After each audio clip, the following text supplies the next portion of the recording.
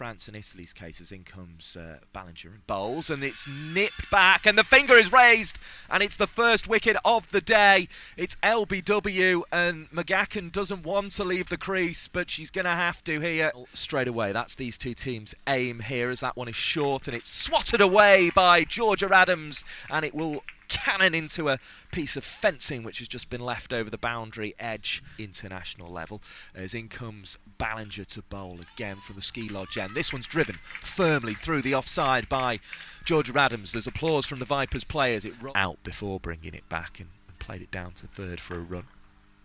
Another delivery faced up by Adams, and it's a fluent stroke, and it goes through the field of Gordon and away for 4 runs, and that Ballinger again comes over to short fine from the backward point, going on third position she was in, and that one is clapped away into the leg side. You can put as many fielders back. The most expensive of the overs so far. I can check that during the course of this over, as this one, first ball is going to be dripped. Here comes Ballinger to bowl again. Now, has that taken a whisker on the way through past Sarah Bryce? This is the issue with standing up. It is applauded by Sarah Bryce, and the waving of the arm. Clearing as well. Yeah, the early wicket of McGacken would have been alarming, but that will be alarming for the Blaze. The shout of shots and the shout of boosh. Yeah, Not she's too been tempted. patient so far.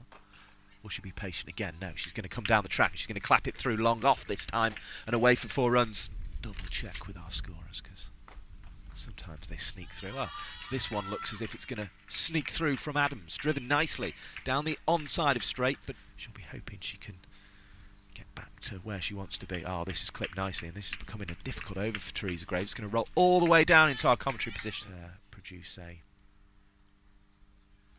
run on that occasion. Swept nicely now by Adams, behind square on the offside, and that's going to be 4 more. That's, and I think Bouchier and Adams are among those that they decided to give the sponsorships to, as that one is played away for Josie Groves, and bowls the ball just outside the off stump. It's going to be swept away, and it was a real proper sweep. It was almost as if she had a broom and it was down on the pitch, and a lot of orange on display today, but it's the Blaze who are in the field here. The Vipers are batting, in need of a win to take them into the eliminator and potentially take them top of the table above the Blaze, as Heyhoe comes round. Brilliant stop.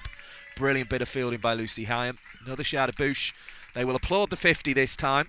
Yeah, it was as if Bouchier was taking the lead, and then it seems as if Adams has come more back into it, but that's a way to take the lead from Bouchier. Bang! 6 runs over the top from Maya Bouchier.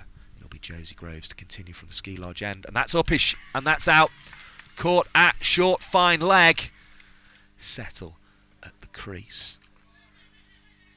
Jumps back in the crease and finds a slightly fortuitous route between backward points and cover points. On that occasion, Gordon's gone in at close cover, but this one will be away for another 4 runs. A couple of leaves, autumnal leaves, blow across the ground here at Hazelgrave, as tucking is Georgia Ellis down towards the fine leg boundary, and it pops up off the rope. On display today, because both the Blaze and their more sort of traditional orange. Oh, that's going to be a great catch at short mid-wicket. Brilliantly taken there. It's hard to kind of determine that early on.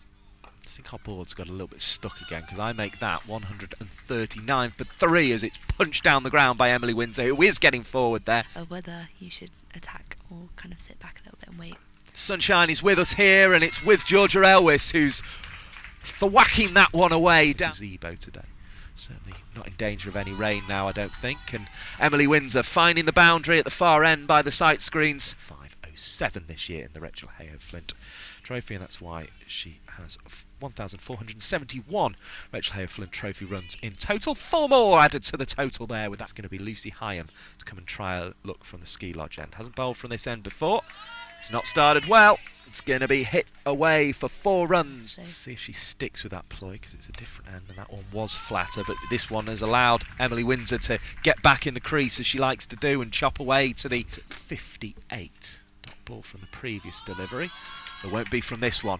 The roar from the Southern Vipers players will tell you that Emily Windsor has managed to pierce that offside feet. Concede a bonus point in losing to the Vipers. They would still keep hold of that spot. Boyce has got work to do to her left-hand side here and won't get to the ball before it hits the rope. It's off for 4 runs. This stage just making sure she keeps her cool. And here's Heyhoe bowling a ball that is clipped leg side. It puts a bit of pressure on Lizelle Lee, and she can't stop very nicely indeed, and it's going to be Elwys to win the race to the half century. She's clipped it behind square on the leg side and will bring another 4 in the over. I think Windsor's had more of the balls recently, if that makes sense.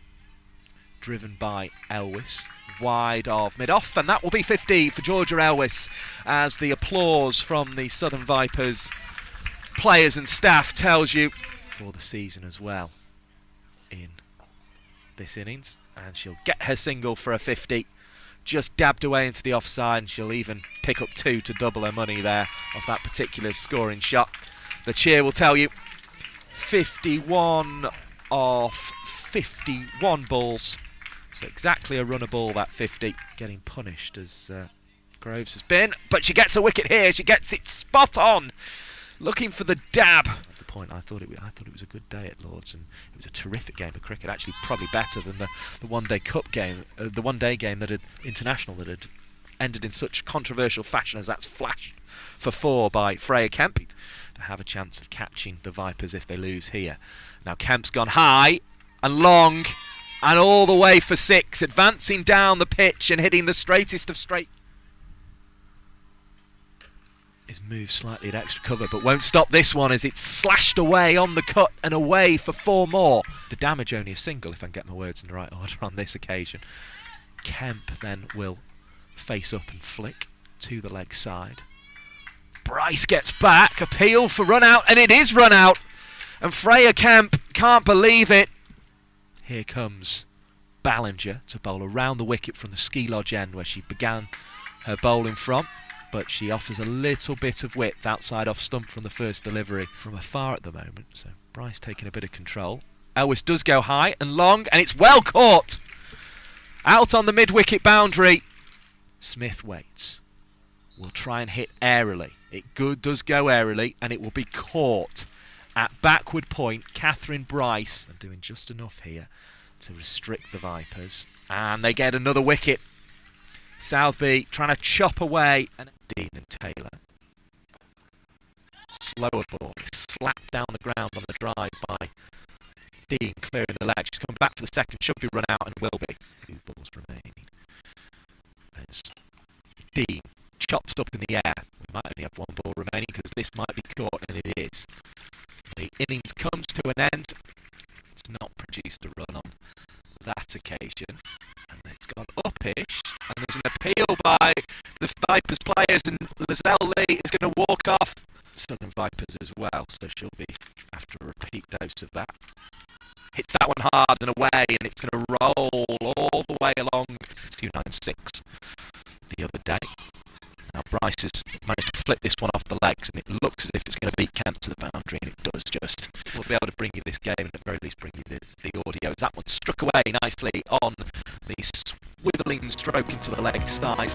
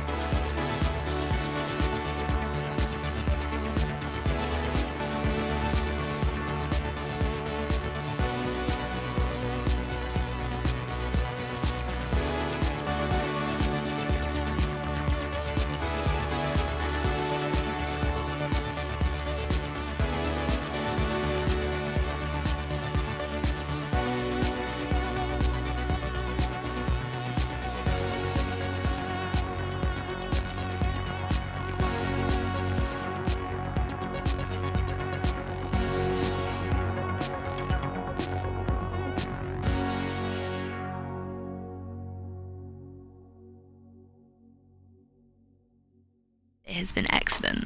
Lovely shot from Claridge, getting on with it, knocking it down towards those deck chairs by advancing down the track. Today I think fielding's been excellent. Dean bowling, this one's reverse swept nicely by Catherine Bryce, behind square on the offside again, and hopefully we'll be able to take you through to the end of this game because it's an important one for the Blaze, and that's an important shot for the Blaze. That in check as much as we can as Dean comes and bowls. Outside half of the bat, this isn't where Claridge intended, but it may well be profitable from her point of view. There was appeals for a run out, and it is run out. The finger goes up once again. Shame they're not the boa constrictors, because it feels like it the way they're fielding. Caught at cover. A drive off Charlie Dean against the spin from Teresa Graves. Lindsay Smith there. Hyam just scrapping for a team. The very first game. Oh, she's got a little edge through to Southby, who celebrates. Here is Taylor, appeal for a caught behind, and it's Bryce who's out this time, twice in the over. Can hit a clean ball, but that's probably not what's required here. It's just sensible batting.